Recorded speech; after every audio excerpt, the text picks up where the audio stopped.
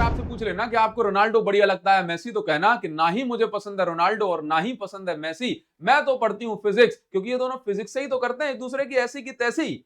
यही आपको बोलना है ना। अच्छा एक बात बता दूं आपको कि अगर हम लोग ग्रेविटी को भूल जाए ना तो भाई गड़बड़ हो जाएगी। जैसे मान लो ये लड़की आप देख रहे हो, ये देखो कितने स्टाइल में रह के जो है निशाना साधने की कोशिश कर रही है, कह रही है, इससे कह रही है कि भाई साहब मैं ना 10 पॉइंट लेके जाऊंगा और बीच सेंटर पे जो है इस बोर्ड के सेंटर पे हिट करूंगी। और लेके जैसे इसने निशाना साधा, ठीक है, निशाना साधा और ले देखो चश्मा देख रहे हो कैसे लगा रही है, ठीक है, ये देखो निशाना साधा और इसने सेंटर को हिट करा, लेकिन भाई साहब इसके सेंटर को नहीं, इसने इसके सेंटर को हिट कर दिया। भारी मिस्टेक हो गया, भारी मिस्टेक, बोर्ड तो नीचे गिर गया, अब तो खेल खत्म है।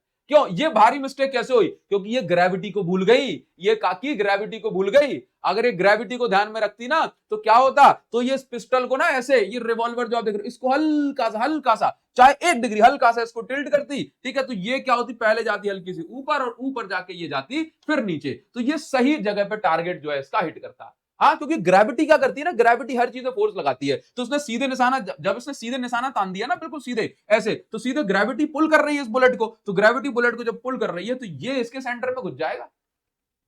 भारी मिस्टेक हो गया भाई साहब, ठीक है, तो आपको ये गड़बड़ नहीं करनी है। जब भी कोई भी मोशन होगा ना गाइस, कोई भी मोशन होगा कोई भी, तो वहां पे ग्रेविटी अपना जो है काम करती है ना। तो बस आपको यही चीज प्रोजेक्टाइल मोशन है बताने वाला हूं मैं, ठीक है। वीडियो के एंड तक टिके रहना। दिस इज अभिषेक साहू और मैं आपको जो है मजा कराने वाला हूं फिजिक्स के अंदर, ठीक है। अच्छा मैं आपको बता दूं गाइस, तो अब आपको मैं बताऊंगा प्रोजेक्टाइल मोशन कैसा होता है। देखो हमने कोई भी चीज फेंकी, हमने कुछ भी थ्रो करा, ठीक, जैसे मान लीजिए हमने ये बॉल है, अब हम इस बॉल को ऐसे फेंक दी, जैसे इस बॉल को ऐसे हमने किक मार दिया, चाहे रोनाल्डो या मेसी, अब देखो कैसे करेंगे ऐसी की तैसी। अब देखो आपने इस बॉल को ऐसे ऊपर हवा में किक किया, तो ये बॉल तो ऐसे ऊपर ही चलती चली जानी चाहिए थी, लेकिन ये बॉल नीचे क्यों आई? क्योंकि ग्रेविटी लगातार इसको पुल कर रही है, ग्रेविटी लगातार इसको खींच रही है नीचे, तो भाई अब तो इसको नीचे आना ही पड़ेगा, है ना। ये आगे भी बढ़ रहा है, नीचे भी जा रहा है, आगे भी बढ़ रहा है, नीचे भी जा रहा है। तो ये जो पाथ, ये जो रास्ता जो आपने देखा, ठीक है, इसको हम बोलते हैं पैराबोलिक पाथ। जैसे सर्कुलर पाथ होता है, जैसे रेक्टेंगुलर पाथ होता है, वैसे पैराबोलिक पाथ होता है। तो मान लीजिए कोई भी बॉडी ऐसे फ्री मोशन कर रही हो, क्या कैसा मोशन कर रही हो? Free motion. आपने थ्रो कर दिया, आपने फेंक दिया, अब हमारे हाथ में से तो चली गई बॉडी, ठीक है, अब हमारा तो कोई कंट्रोल नहीं है। अब कंट्रोल किसका है? बोला अब ग्रेविटी पकड़ के इसको जो है इसके पाथ को चेंज कर रही है, ठीक है। तो ऐसा 2 डायमेंशनल मोशन जिसको ग्रेविटी कंट्रोल करती है, हाँ, और वो पैराबोलिक पाथ को फॉलो करता है। ये जो पाथ, ऐसा शेप आप देख रहे हैं, उसको हम पैराबोलिक पाथ बोलते हैं। तो ऐसे मोशन को हम लोग बोलते हैं प्रोजेक्टाइल मोशन, है ना। जब आप किसी ऑब्जेक्ट को ऐसे सीधा फेंकते हो ना, जैसे मान लीजिए आपने अपने घर में कुछ ऐसे अकेले में कोई चीज खा ली, खाना नहीं चाहिए बिल्कुल अकेले में, लेकिन मान लीजिए आप आए, आपने चुपके से कोई चीज खा ली छत पे जाकर के, ठीक है, और आपने ली उसकी रैपर पैकिंग जो कुछ भी था, ठीक है, और आपने छत पे ले जाके ये फेंक दिया, ठीक है। तो आप छत पे खड़े थे, आपने छत पे खड़े हो गए, यहां पे खड़े हो गए, आपने बिल्कुल सीधा फेंक दिया। तो ऐसा जो पाथ आप देख रहे हो, इस पाथ को भी हम लोग बोल रहे हैं इस पाथ को भी हम लोग बोल रहे हैं पैराबोलिक पाथ। क्या बोल रहे हैं? पैराबोलिक पाथ, ठीक है। और पैराबोलिक पाथ में यहां पर इसने पैराबोलिक पाथ बनाया किसने? ग्रेविटी ने। क्यों सर? हमने तो इसको सीधे फेंका था ना, बट ग्रेविटी इसको पकड़ के नीचे लेके आई और इसका जो शेप है, जो पाथ है, वो उसने चेंज कर दिया। कैसा पाथ बना दिया? Parabolic path. तो पैराबोलिक पाथ जब भी होता है तो हम ऐसे मोशन को बोलते हैं प्रोजेक्टाइल मोशन। बट कंडीशन ये है कि इस मोशन को कौन कंट्रोल कर रहा है? बोला ग्रेविटी कंट्रोल कर रहा है। प्रोजेक्टाइल मोशन क्या है? When an object is thrown with initial velocity other than vertical velocity, मतलब आप किसी ऑब्जेक्ट को वर्टिकल मत फेंको, है ना, आप उसको कुछ ना कुछ ऐसी वेलोसिटी दो जो वर्टिकल से थोड़ी सी हटके हो, तो बॉडी जो है पैराबोलिक पाथ कवर करती है, और ऐसे मोशन को हम लोग क्या बोलते हैं? Projectile motion. और जो प्रोजेक्टाइल मोशन है कैसा मोशन है? ये मोशन है 2D मोशन, 2 डायमेंशनल मोशन है, ठीक है। और ये कैसा है? Under influence of gravity. इसको कौन कंट्रोल कर रहा है? इसको कंट्रोल कर रही है ग्रेविटी, ठीक है, ध्यान रखिएगा। क्लियर? प्रोजेक्टाइल मोशन होता है 2 टाइप के, ठीक है। एक होता है हॉरिजॉन्टल प्रोजेक्टाइल मोशन और दूसरा होता है angular projectile motion. Horizontal projectile motion कैसा होता है कि आप मान लीजिए किसी ऑब्जेक्ट को ऐसे छत पे चढ़ के आप किसी हाइट पर पहुंच गए, ठीक है, आप हाइट पे नहीं पहुंचे, आप सीधे भी खड़े हो, तब भी आपने बस किसी ऑब्जेक्ट को ऐसे सीधा फेंका, मतलब आपने उस ऑब्जेक्ट को सिर्फ और सिर्फ जो है हॉरिजॉन्टल वेलोसिटी दी। अब ये हॉरिजॉन्टल वेलोसिटी आपने दी है, बट ग्रेविटी इसको पकड़ के नीचे ले आएगी। तो आपने इसको इनिशियली कैसी वेलोसिटी दी? ये है ग्राउंड। आपने इनिशियली इसको कैसी वेलोसिटी थी, जल्दी से मुझे बताओ। तो आपने इनिशियली इसको सिर्फ और सिर्फ हॉरिजॉन्टल वेलोसिटी दी, वर्टिकल वेलोसिटी तो नहीं है। तो इनिशियल वेलोसिटी जो आपने दी वो किस डायरेक्शन में दी? सिर्फ एक्स एक्सिस में। जबकि आपने इसको कोई वर्टिकल वेलोसिटी दी क्या? बताओ जरा, क्या आपने इसको कोई वर्टिकल वेलोसिटी यानी वाई एक्सिस में वेलोसिटी दी क्या? बोला नहीं। तो इनिशियली इसके पास बस एक्स एक्सिस में वेलोसिटी थी, वाई एक्सिस में वेलोसिटी 0 थी, बट आगे बढ़ते बढ़ते ग्रेविटी ने इसको जो है वर्टिकल मोशन भी करा दिया, तो उसके वर्टिकल वेलोसिटी पे आ जाएगी। तो बताओ, हॉरिजॉन्टल प्रोजेक्टाइल मोशन वो होता है जिसमें इनिशियली प्रोजेक्टाइल यानी कि ऑब्जेक्ट के पास बस हॉरिजॉन्टल वेलोसिटी हो। और एंगुलर वेलोसिटी क्या होती है? एंगुलर वेलोसिटी में जो प्रोजेक्टाइल यानी कि जिस ऑब्जेक्ट को आप फेंक रहे हो उस पे दोनों टाइप की वेलोसिटी होती है। मतलब आप ऐसे समझ लीजिए, ऑब्जेक्ट आया यहां से ऐसे गया, तो इसके बाद दोनों टाइप की वेलोसिटी है। ये देखो, बॉल आगे भी बढ़ रही है, ऊपर भी जा रही है, आगे भी बढ़ रही है, ऊपर भी जा रही है, आगे भी बढ़ रही है, नीचे भी आ रही है, आगे भी बढ़ रही है, नीचे भी आ रही है। तो प्रोजेक्टाइल मोशन में दोनों टाइप की वेलोसिटी जिसमें हो जाए स्टार्टिंग से ही, बिल्कुल स्टार्टिंग से, है ना। मतलब किसी बॉल को आप अगर स्टार्टिंग से ही किसी एंगल पे फेंकने लग जाओ तो हम बोलते हैं भाई एंगल पे आपने फेंका, अब इसको पूरा ग्रेविटी कंट्रोल कर रही है, ठीक है, तो हम ऐसे मोशन को एंगुलर प्रोजेक्टाइल मोशन कहते हैं। ठीक है, मतलब इनिशियली इसके पास सिर्फ हॉरिजॉन्टल वेलोसिटी थी और एंगुलर प्रोजेक्टाइल मोशन में प्रोजेक्टाइल यानी कि ऑब्जेक्ट के पास दोनों टाइप की वेलोसिटी थी, आगे भी बढ़ रहा था प्रोजेक्टाइल मतलब ऑब्जेक्ट और ऊपर भी जा रहा था। ऐसे प्रोजेक्टाइल मोशन को हम लोग एंगुलर प्रोजेक्टाइल मोशन कहते हैं। ठीक है, अब देखिए, अब आप ये समझ रहे हो कि प्रोजेक्टाइल मोशन में दोनों टाइप की वेलोसिटी जो है होती है। ये है हॉरिजॉन्टल वेलोसिटी, हॉरिजॉन्टल वेलोसिटी, ठीक है, और ये जो आप देख रहे हो यह वर्टिकल वेलोसिटी। ठीक है, हॉरिजॉन्टल वेलोसिटी और यह वर्टिकल वेलोसिटी। अब प्रोजेक्टाइल मोशन में ना दो बहुत बहुत इंपॉर्टेंट बात मैं आपको बता रहा हूं। सबसे पहली बात यह है गाइस, ग्रेविटी क्या करती है? ग्रेविटी ये कर रही है कि कोई ऑब्जेक्ट अगर ऊपर जा रहा है ना तो उसको रोक रही है और नीचे खींच रही है ना। तो ग्रेविटी सिर्फ और सिर्फ वर्टिकल वेलोसिटी को चेंज करती है। आप ऊपर या नीचे जा रहे हो ना, कोई ऑब्जेक्ट ऊपर से नीचे आ रहा है तो उसकी स्पीड बढ़ाती है, कोई ऊपर जा रहा है तो उसकी स्पीड घटाती है ना। तो ग्रेविटी क्या करती है? सिर्फ वर्टिकल वेलोसिटी, ऊपर या नीचे जाने वाली वेलोसिटी को इफेक्ट करती है। जबकि हॉरिजॉन्टल वेलोसिटी, अगर कोई ऑब्जेक्ट आगे बढ़ रहा है तो ग्रेविटी की दुश्मनी आगे बढ़ने से नहीं है, ग्रेविटी की दुश्मनी ऊपर जाने से है ना। तो आपको हमेशा एक बात याद रखना है, चाहे कोई सा भी प्रोजेक्टाइल मोशन हो, चाहे एंगुलर हो या हॉरिजॉन्टल प्रोजेक्टाइल मोशन हो, हमेशा हमेशा ग्रेविटी सिर्फ वर्टिकल वेलोसिटी को ही चेंज करती है। हॉरिजॉन्टल वेलोसिटी पूरे प्रोजेक्टाइल मोशन में गाइस सेम रहती है, जरा भी नहीं बदलती। ठीक है, तो यहां पर मैं आपको एक नोट पॉइंट लिखा रहा हूं, इस नोट पॉइंट को आप लोग ध्यान रखोगे। क्या? Horizontal velocity always remains constant at every point. हर एक पॉइंट पर हॉरिजॉन्टल वेलोसिटी सेम रहती है गाइस। ठीक है, कुछ पूछू? अच्छा, इसके बाद एक पॉइंट देखो, vertical velocity at highest point is 0। बहुत बढ़िया। अब देखना, स्टार्टिंग में ये ऑब्जेक्ट कहां जा रहा था गाइस? ये देखो, अभी ये कोई भी ऑब्जेक्ट होगा, ये ऊपर जा रहा है, यहां पहुंच गया, और ऊपर जा रहा है, यहां पहुंच गया, और ऊपर जा रहा है, यहां पहुंच गया। बट इस पॉइंट पे आके इसने देखा कि भाई अब ये ऑब्जेक्ट और ऊपर नहीं जा रहा है, अब ये नीचे की साइड आना स्टार्ट होगा। तो मतलब आप देख रहे हो कि एक पॉइंट पे, जो हाईएस्ट पॉइंट पर जब हम पहुंचे तो अब ये और ऊपर नहीं जा पा रहा है, इसकी वाई एक्सिस में वेलोसिटी क्या हो गई? 0 हो गई। आप किसी भी ऑब्जेक्ट को फेंको, किसी भी ऑब्जेक्ट को, ये एक पॉइंट तक तो ऊपर जाता है, ऊपर जाता है, ऊपर जाता है, ऊपर जाता है। जब भी ये हाईएस्ट पॉइंट पे पहुंच जाएगा तो इसकी वाई एक्सिस यानी कि ऊपर जाने वाली वेलोसिटी क्या हो जाती है? 0 हो जाती है। बताइए, तो हाईएस्ट पॉइंट पर वर्टिकल वेलोसिटी 0 हो जाती है, वर्टिकल वेलोसिटी 0 हो जाती है। ठीक है, और जो हॉरिजॉन्टल वेलोसिटी है ये हमेशा सेम रहती है। अब हम इसमें कुछ, इस चैप्टर में हम कुछ टर्मिनोलॉजी यूज करते हैं प्रोजेक्टाइल मोशन में। जैसे कि प्रोजेक्टाइल हम किसको बोलते हैं? जिस ऑब्जेक्ट को आप फेंक रहे हो उसको हम बोलते हैं प्रोजेक्टाइल, उसको क्या बोलते हैं? प्रोजेक्टाइल। ठीक है, इसके बाद आती है बात रेंज की। तो जैसे मान लीजिए कि आपने क्या किया, आपने इस ऑब्जेक्ट को फेंका तो आपने इसको बोला प्रोजेक्टाइल। अब ये ऑब्जेक्ट कितनी दूर जाके गिरा है, कितनी दूर जाके गिरा है, इसको हम बोलते हैं रेंज। क्या बोलते हैं? रेंज। रेंज को हम लोग कैपिटल आर या जरूरत पड़ने पर एक्स से भी रिप्रेजेंट कर देते हैं। ठीक है, कितनी दूर जाके गिरा है, मतलब जो हॉरिजॉन्टल डिस्टेंस जो है इसका टेक्निकल भाषा में नाम है रेंज। ठीक है, अच्छा, अब मैं जब भी रेंज की बात करूंगा ना तो इक्वेशन में हमेशा एक्स एक्सिस को कंसीडर करूंगा, क्योंकि कितनी दूर गिरा है तो एक्स एक्सिस। अगर कोई चीज कितनी ऊपर जा रही है, मतलब जब भी मैं हाइट की बात करूंगा तो कौन सी इक्वेशन लूंगा? वाई एक्सिस वाली इक्वेशन, मतलब वाई एक्सिस, हाइट मतलब वाई एक्सिस। ठीक है, अब इसमें एक टर्म यूज होता है जो कि बहुत ही important, that is time of flight. Time of flight का मतलब है कि हमारे हाथ से प्रोजेक्टाइल छूट गया, मतलब ऑब्जेक्ट हमारे हाथ से छूट गया, अब नीचे ग्राउंड पर हिट करने से पहले, गाइस ग्राउंड पर हिट करने से पहले ये प्रोजेक्टाइल कितने समय तक हवा में यानी कि एयर में रहा, उसको हम बोलते हैं टाइम ऑफ फ्लाइट। मतलब टाइम ऑफ फ्लाइट का मतलब है ये प्रोजेक्टाइल यहां से ग्राउंड तक पहुंचने से पहले कितने समय तक हवा में रहा, उसको हम बोलते हैं time of flight. Time of flight का मतलब टाइम इन एयर, फ्लाइट का मतलब तो उड़ान होता है ना। ठीक है, बस याद रखिए। अब मैं जैसे कभी इक्वेशन वगैरह सॉल्व करूंगा, फॉर्मूला डिराइव करूंगा, तो साइन कन्वेंशन की हमें जरूरत पड़ती है। तो वैसे तो हम लोग क्या करते हैं, डाउनवर्ड मोशन को हम लोग क्या कर देते हैं, डाउनवर्ड मोशन में हम नेगेटिव साइन और अपवर्ड मोशन में जो हम पॉजिटिव साइन ले लेते हैं। बट अगर मान लीजिए यूनिडायरेक्शनल मोशन है, जैसे हॉरिजॉन्टल प्रोजेक्टाइल मोशन में चाहे कुछ भी हो, हर चीज नीचे की साइड ही हो रही है, डिस्प्लेसमेंट भी नीचे की साइड, जितनी वेलोसिटीज होंगी वो नीचे की साइड ही हो रही है। तो यूनिडायरेक्शनल मोशन है, अगर एक ही डायरेक्शन में मोशन हो रहा है तो उसमें सारे जो साइन होगा वो पॉजिटिव ले लेना। लेकिन जैसे हॉरिजॉन्टल में सारे साइन कैसे लेना, पॉजिटिव। बट अगर हम लोग बात करेंगे एंगुलर मोशन की, तो एंगुलर मोशन में पहले ऑब्जेक्ट ऊपर जा रहा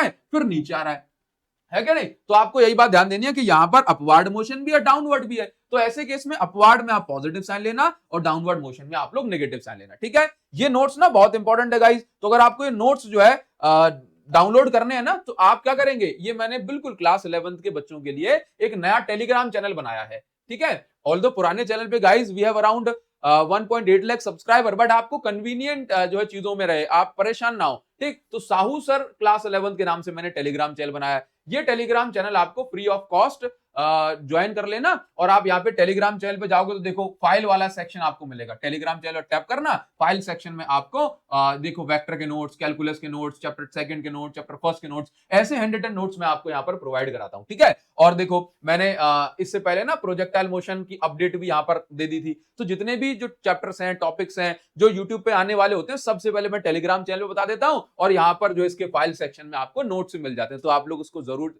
से ज्वाइन करके नोट्स को डाउनलोड कर लेना, फ्री ऑफ कॉस्ट है। लिंक मैं इसको ज्वाइन करने की वीडियो के डिस्क्रिप्शन और कमेंट सेक्शन में पिन कर दूंगा, तो वहां से आप इसको ज्वाइन कर लेना। और हाँ, चैनल पे आप लोग पहली बार विजिट कर रहे हो तो इसको अभी सब्सक्राइब करके बेल आइकॉन को हिट करो गाइस। क्लास 11th ही नहीं, आपकी जेई नीट और 12th क्लास में बहुत ज्यादा हेल्प करने वाला हूं, तो अभी इसको सब्सक्राइब करके बेल आइकॉन को हिट करना है ना। अच्छा चलो, अब हम आगे बढ़ेंगे। ऐसे ही देखो लगातार जो सारा का सारा कंटेंट है ना, मैं वो चैनल पे लेके आ रहा हूं। आपको कोई भी जो प्रॉब्लम है आप कमेंट सेक्शन में मुझे बताइए, उसका सॉल्यूशन मैं आपके लिए लेकर के आऊं। सो गाइस, अभी हम लोग ना हॉरिजॉन्टल प्रोजेक्टाइल मोशन में हमें जो दो मेन फॉर्मूले हैं, एक तो होता है टाइम ऑफ फ्लाइट कि कितने टाइम तक बॉडी जो है हवा में रहेगी, और दूसरा है कितनी दूर बॉडी जाकर गिरेगी, मतलब रेंज। तो हम इन दोनों फॉर्मूले को डिराइव करने वाले हैं और एग्जाम में भी जो है आपके पूछे जाते हैं। सबसे पहले तो हम लोग डायग्राम बनाएंगे। लेट्स से ये एक टावर है, कोई बिल्डिंग है, कोई हाइट है जिसकी हाइट है h। ठीक है, यहां से हम प्रोजेक्टाइल को फेंकते हैं, मतलब ऑब्जेक्ट को फेंकते हैं। ठीक है, और ये इस पॉइंट पर जमीन पर आकर के गिरता है। ठीक ना, अब आपको ये समझना है कि अगर मैं ये कहूं इनिशियली बॉडी के पास सिर्फ एक्स एक्सिस में हॉरिजॉन्टल वेलोसिटी थी u और y एक्सिस में वेलोसिटी थी 0, तो सबसे पहले मुझे टाइम ऑफ फ्लाइट कैलकुलेट करना है। तो टाइम ऑफ फ्लाइट मतलब total time bye taken by projectile in air. कोई भी ऑब्जेक्ट कितने टाइम तक हवा में रहता है उसको हमने टाइम ऑफ फ्लाइट का। अब टाइम ऑफ फ्लाइट के लिए मैं ऑलरेडी आप लोगों को बता चुका हूं कि y एक्सिस रिस्पॉन्सिबल होती है, कितने टाइम तक बॉडी हवा में रहेगी उसके लिए x एक्सिस रिस्पॉन्सिबल थोड़ना है, वो तो कितने दूर जाएगा उसके लिए है। तो टाइम ऑफ फ्लाइट हवा में उड़ना मतलब y एक्सिस रिस्पॉन्सिबल होती है। तो हम लगाएंगे equation number second of motion, तो यहां पर इसमें y एक्सिस कंसीडर करेंगे। ठीक है, ठीक ना, अब ध्यान से देखो, कोई ऑब्जेक्ट जब ऊपर से नीचे गिरेगा तो y एक्सिस में कितना डिस्प्लेस कर गया, बोला h, तो यहां पर डिस्प्लेसमेंट इन y एक्सिस। भाई देखो आगे आया सर, ये होगी ना डिस्प्लेसमेंट, नहीं नहीं नहीं, मैं यहाँ पे टोटल डिस्प्लेसमेंट की बात नहीं कर रहा हूं। y एक्सिस में पहले ये h हाइट पे था और फाइनली y एक्सिस में ये ग्राउंड पे आ गया, तो ये y एक्सिस में h ट्रैवल करा है। ठीक है, नाउ अब इसके बाद इनिशियल वेलोसिटी इन y एक्सिस, ये पूरी y एक्सिस हम लोग कंसीडर करेंगे इक्वेशन में। तो y एक्सिस में इनिशियल वेलोसिटी 0, तो हम 0 पुट करेंगे। एक्सेलरेशन ड्यू टू ग्रेविटी में हम लोग क्या पुट करेंगे, a की जगह पे g। वैसे मैं आपको बता दूं, मैंने आपसे कहा कि जब भी ये मोशन क्या है, यूनिडायरेक्शनल है, मतलब सिर्फ एक डायरेक्शन में है ना, सिर्फ नीचे की साइड मोशन हो रहा है, तो मैं यहाँ पे कोई नेगेटिव साइन कंसीडर नहीं करूंगा। ठीक है,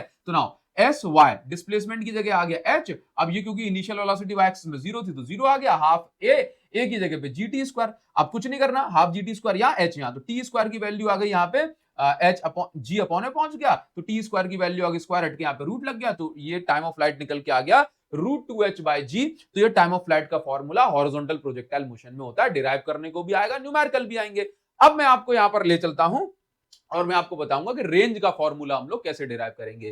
तो रेंज क्या है, बेसिकली यहां से लेके यहां तक की डिस्टेंस ही तो है, और डिस्टेंस का फॉर्मूला तो हम लोगों ने बचपन से पढ़ रखा है। डिस्टेंस का फॉर्मूला क्या होता है, स्पीड इनटू टाइम। डिस्टेंस का फॉर्मूला क्या होता है गाइस, स्पीड इनटू टाइम। ठीक है, तो स्पीड क्या है, तो range is basically distance. Now तो रेंज का फॉर्मूला अब देखना, आगे बढ़ाने वाली स्पीड कौन सी है, आगे बढ़ाने वाली स्पीड तो एक्स एक्सिस वाली है। आगे तो एक्स एक्सिस में बढ़ना है, तो हम यहाँ पे कौन सी स्पीड लेंगे, हॉरिजॉन्टल स्पीड। वर्टिकल स्पीड है, वर्टिकल वेलोसिटी तो इसको ऊपर या नीचे ले जाने के लिए रिस्पॉन्सिबल है ना, आगे बढ़ाने के लिए, तो एक्स एक्सिस वाली। तो स्पीड का फॉर्मूला, डिस्टेंस का फॉर्मूला स्पीड इंटू टाइम होता है, तो यहाँ पर हॉरिजॉन्टल स्पीड इंटू टाइम कौन सा, बोला टाइम ऑफ फ्लाइट।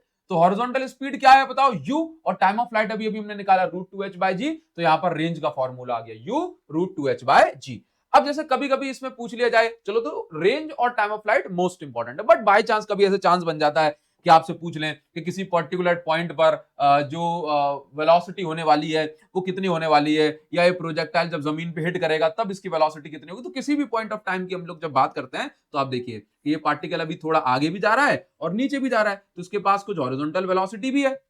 अब देखो वेलोसिटी चेंज होगी ना, but horizontal velocity always remain same. तो ये पहले यू थी और बाद में भी यू रहेगी, बट पहले इसके पास वर्टिकल वेलोसिटी नहीं थी, बट वो अब आ जाएगी। तो देखो हॉरिजॉन्टल वेलोसिटी अभी x है, वर्टिकल वेलोसिटी निकालने के लिए मैं क्या करूंगा, first equation of motion v is equal to you plus eighty लगाऊंगा। तो वर्टिकल वेलोसिटी के लिए u भी y एक्सिस में लेंगे, तो अब देखो u y तो जीरो हो गया ना, तो ये v y is equal to क्या बचा, बोला gt, है ना। तो फाइनल, जैसे मान लीजिए मुझे फाइनल इक्वेशन निकालनी है ना, तो कैसे निकालूंगा, √a² प्लस, भाई ये क्या है, जैसे मैंने आपको वेक्टर नहीं पढ़ाया था, वेक्टर पढ़ाया था, तो वेक्टर मैंने आपको ये बताया था कि कभी भी दो ऐसे वेक्टर 90 डिग्री पे होते हैं तो उनका जो रूट निकलता है वो ऐसे निकलता है, √a² plus b² plus 2ab cos 90। तो ये फाइनल फॉर्मूला हो गया, ठीक है। मतलब यहां से आप निकालो तो vx का स्क्वायर तो u स्क्वायर, ठीक है, एंड वी वाई का स्क्वायर, अभी निकाला जीटी तो जीटी का स्क्वायर। तो अगर आपको किसी भी पॉइंट ऑफ टाइम पे, किसी भी पॉइंट पे आपको वेलोसिटी चाहिए प्रोजेक्टाइल की, यहाँ पे यहाँ पे यहाँ पे, तो आप इस फॉर्मूले से निकाल सकते हैं, ठीक है।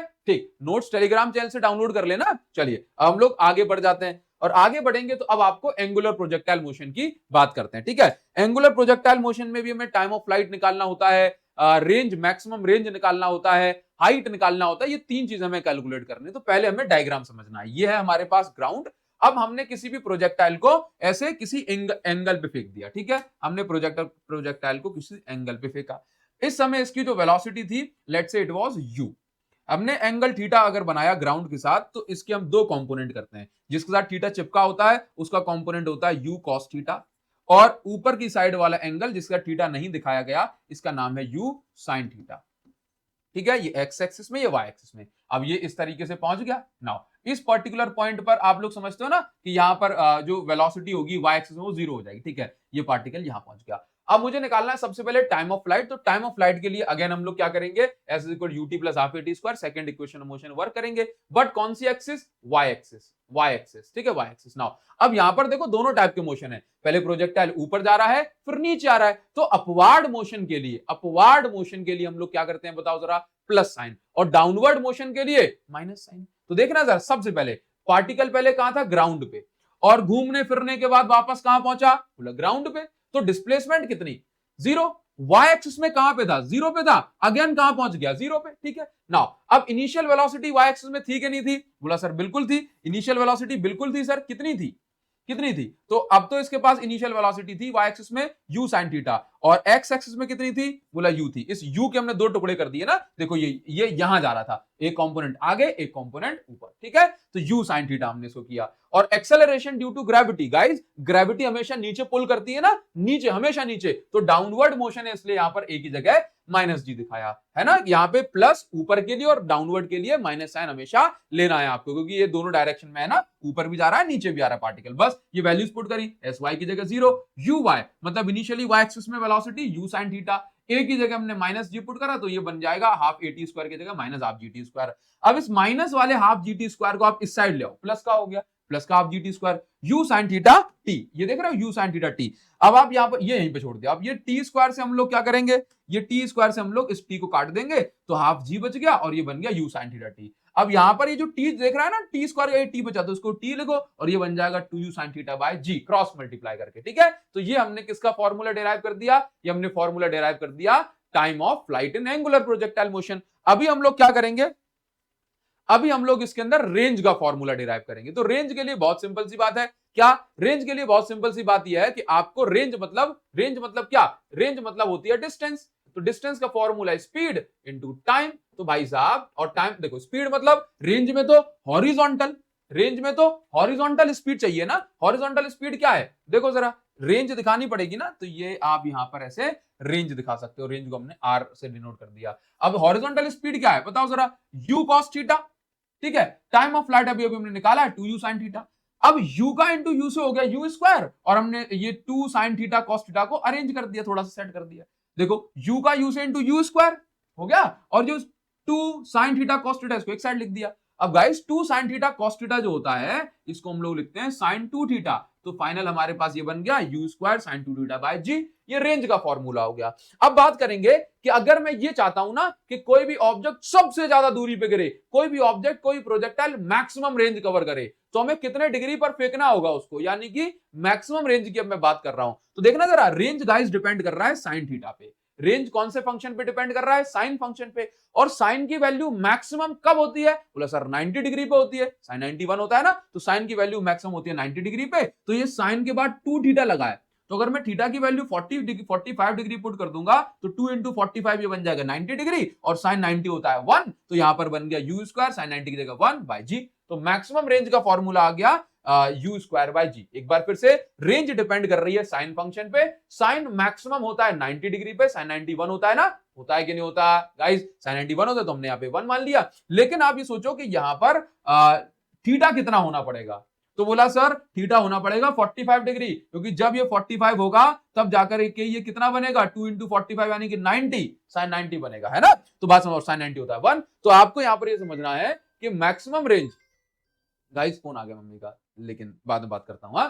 तो अभी यहां पर मैं बात कर रहा हूं कि मैक्सिमम रेंज कितनी निकल गया u स्क्वायर बाय जी। अब मान लीजिए कि यदि मान लो कि रोनाल्डो हो, मेसी हो, या फिर जो है जेवलिन थ्रो करने वाले नीरज चोपड़ा हो, तो इनको अगर चाहिए कि ये मैक्सिमम, ये सबसे ज्यादा डिस्टेंस तक इस ऑब्जेक्ट को फेंक दे, तो इनको 45 डिग्री पर जो जेवलिन है, जो भाला है, जो फुटबॉल है, उसको फेंकना पड़ेगा। कितने डिग्री पे, 45 डिग्री पर कोई भी ऑब्जेक्ट मैक्सिमम रेंज कवर करता है। ये हमें प्रोजेक्टाइल मोशन से पता पड़ रहा है। अब हम बात करेंगे मैक्सिमम हाइट की, तो फॉर्मूला नहीं भूल जाना, ठीक है। मैक्सिमम हाइट की बात करेंगे, तो मैक्सिमम हाइट के लिए हम लोग क्या करेंगे, बोला formula third equation of motion लगाओ, v square is equal to u square plus 2s। अब फिर से आपको याद रखना, जब मैं हाइट की बात कर रहा हूं गाइस, जब मैं हाइट की बात करूंगा तो कौन सी एक्सिस की बात कर रहा हूं, y एक्सिस की, तो ये y एक्सिस है, ये y एक्सिस है। अब अगेन मैं बोलूंगा कि भाई वर्टिकल पॉइंट पर, क्योंकि मैं यहां पे मैक्सिमम हाइट की बात कर रहा हूं ना, किसकी बात कर रहा हूं, हाइट की, तो अब मैं हाइट की बात कर रहा हूं यहां तक। जब मैं हाइट कैलकुलेट करना चाह रहा हूं, तो इस पॉइंट पे आप देखोगे कि वर्टिकल वेलोसिटी तो हो जाएगी 0। तो भाई हमने क्या लिख दिया, यहां पे 0 लिख दिया। u y इनिशियल वेलोसिटी इन y एक्सिस कितनी थी, u sin थीटा का स्क्वायर। नाउ एक्सेलरेशन की जगह यहां पे आएगा -g, और उसके बाद s मतलब y इस हाईएस्ट पॉइंट तक जो डिस्प्लेसमेंट है, हाईएस्ट पॉइंट तक की जो हाइट है वो हो गई h। तो हमने यहां पे लिख दिया माइनस का 2gh आ गया इस साइड, तो प्लस का 2gh। अब मुझे बस h यहां पे छोड़ दो, तो ये बन गया आपके पास हाइट का फॉर्मूला। तो ये हाइट का फॉर्मूला हो गया। मैक्सिमम हाइट कितने डिग्री पर होगी, तो बताओ जरा, मैक्सिमम हाइट होगी आपके पास कितने डिग्री पर, 90 डिग्री पर। तो अगर किसी ऑब्जेक्ट को आप ग्राउंड से 90 डिग्री बना करके भेजते हो तो मैक्सिमम हाइट ये कवर करेगा, ठीक है। तो u square by 2g maximum height का फॉर्मूला हो जाएगा। आप बस हाइट की बात कर ले तो आपका काम हो जाएगा, ठीक है। अच्छा ये सर फॉर्मूले इतने ज्यादा हो गए, मैं इनको कैसे याद रखूंगा, तो बहुत ब्रीफ में आपको बताता हूं। देखना, टाइम ऑफ फ्लाइट का फॉर्मूला हॉरिजॉन्टल प्रोजेक्टाइल मोशन में √2h बाय जी, इसको आपको याद करना है। और रेंज का फॉर्मूला कितना हो गया, तो उसमें u इंटू √2h बाय जी, ठीक है। अब मैं बात करूंगा एंगुलर में, थोड़े से फॉर्मूले में गड़बड़ हो जाती है। तो सबसे पहले टाइम ऑफ फ्लाइट का याद रखो, t से टाइम, t से 2, t से टाइम, t से 2, तो 2u sin थीटा बाय जी।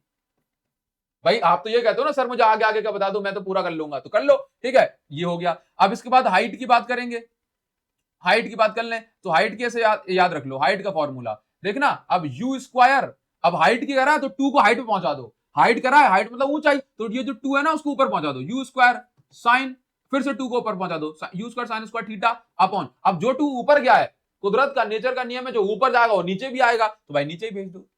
याद हो गया है क्या नहीं, अच्छा। और रेंज का फॉर्मूला आपको याद रखना ही है, u square by ji maximum range का होता है, इसमें साइन 2 थीटा लगा दो भाई, एक बार ऊपर एक बार नीचे, ये ऐसे याद कर लेते हैं। ये छोटे छोटे ट्रिक जो अपने दिमाग से अपन लोग जो बना के इनको याद कर लेते हैं। अब जैसे कोई प्रोजेक्टाइल हाइट भी कवर कर रहा है, रेंज भी कवर कर रहा है, तो दोनों के बीच में रिलेशनशिप क्या होगी, है ना। तो एक फॉर्मूला होता है 4h by r is equal to tan theta.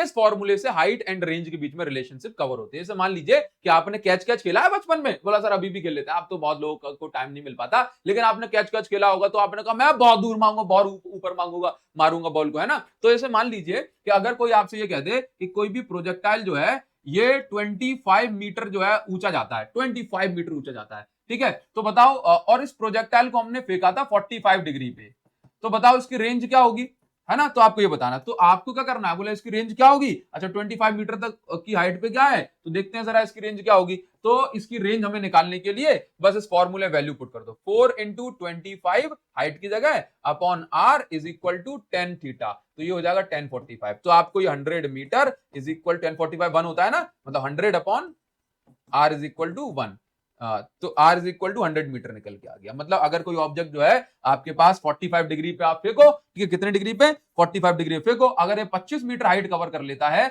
ना, तो बताओ जरा कितनी रेंज कवर करेगा, आप निकाल लो। चलो मैं आपको एक होमवर्क देता हूं, अगर आपने किसी ऑब्जेक्ट को फेंका 30 डिग्री पे, कितने डिग्री पे, 30 डिग्री पर आप फेंक रहे हो, ठीक है, और ये जा रहा है, ये ऑब्जेक्ट जा रहा है, रेंज कवर कर रहा है, let's say this is 120 metre, तो आपका आंसर जो है मुझे आपको बताना है कि कितनी हाइट ये कवर कर लेगा। कमेंट सेक्शन में गाइस आप लोग बताओगे, ठीक है, कितनी हाइट ये कवर कर लेगा, ठीक है, आपको कमेंट सेक्शन में इसका आंसर बताना है, ठीक। चलो आगे बढ़ेंगे। अब मैं आपको यहां पर एक छोटी चीज बताता हूं जो कि नोट वर्दी पॉइंट है, कि कोई भी ऑब्जेक्ट जो आप फेंक रहे हो, किसी प्रोजेक्टाइल को आप फेंक रहे हो, ठीक है, तो अगर आप उसको थीटा एंगल पे फेंको या 90 माइनस थीटा पे, रेंज जो है दोनों के लिए सेम रहेगी। Range for angle theta and 90 minus theta will be same, range for theta and 90 minus theta will be same. बताइए क्या इतनी बात क्लियर है, रेंज किसके लिए, थीटा के लिए, और 90 माइनस थीटा के लिए सेम होने वाली है, ठीक है, बहुत बढ़िया।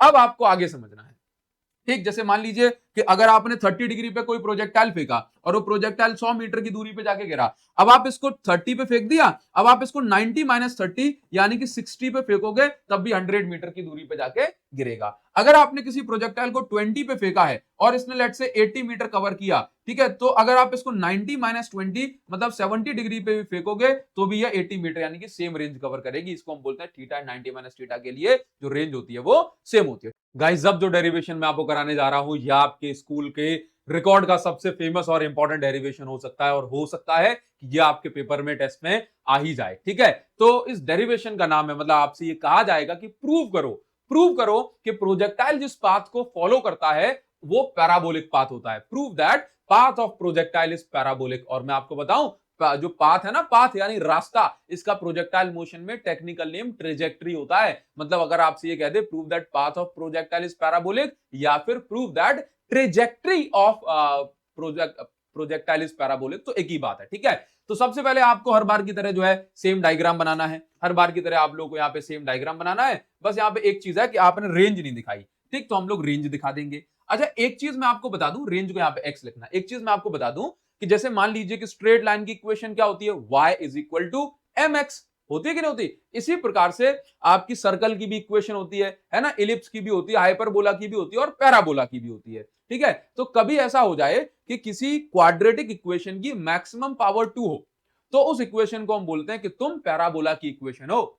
एक बार फिर से हमें जैसे प्रूव करना है कि प्रूव करो कि प्रोजेक्टाइल का पाथ यानी ट्रेजेक्टरी पैराबोलिक है, तो हम कैसे प्रूव कर पाएंगे, तो हमें प्रूव करना होगा यूजिंग क्वाड्रेटिक इक्वेशन। तो हम एक क्वाड्रेटिक इक्वेशन बनाएंगे जिसकी मैक्सिमम पावर 2 होगी। अगर हम इस इक्वेशन को डिराइव कर देते हैं तो हम बोलेंगे कि हाँ प्रोजेक्टाइल का पाथ पैराबोलिक है, ठीक है। आपको बस दो काम करने हैं। क्या काम करने हैं, आपको बस दो काम करने हैं। क्या, रेंज के फॉर्मूले से टाइम का फॉर्मूला निकालिए और उसको सेकंड इक्वेशन ऑफ मोशन में पुट कर दो। रेंज के फॉर्मूले से टाइम ऑफ फ्लाइट निकालो, सेकंड इक्वेशन में पुट कर दो। रेंज के फॉर्मूले से टाइम ऑफ फ्लाइट निकालो, सेकंड इक्वेशन में पुट कर दो। रेंज के फॉर्मूले से टाइम ऑफ फ्लाइट निकालो, सेकंड इक्वेशन में पुट कर दो। बस, तो हम जानते हैं, we know that range of projectile. तो देखो रेंज का फॉर्मूला, रेंज को हमने इस बार x बोला, तो x is equal to range speed, speed into time, speed into time, ठीक है। तो स्पीड कितनी है, u cos theta, and time कितना है, t, स्पीड इनटू टाइम, ये रेंज का फॉर्मूला होता है। आप चाहो तो यहां पे लिख भी सकते हो कि रेंज इज इक्वल टू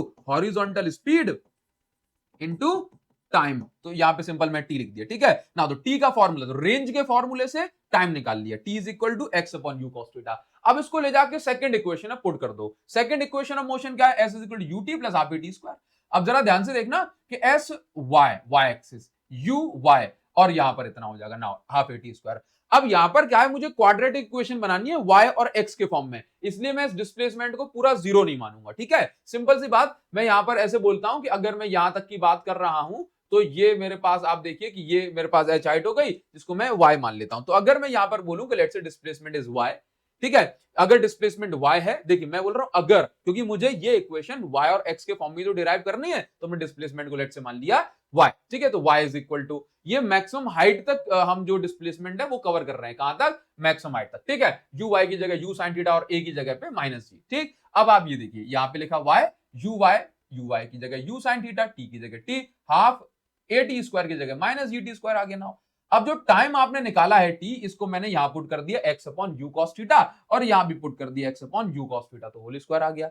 अब देखो जरा u से तो u कट जाएगा, तो sin theta upon cos theta बन गया tan theta into x। Now half g x square u square cos square theta, भाई हमने ये बना दिया, मतलब स्क्वायर को ओपन कर दिया।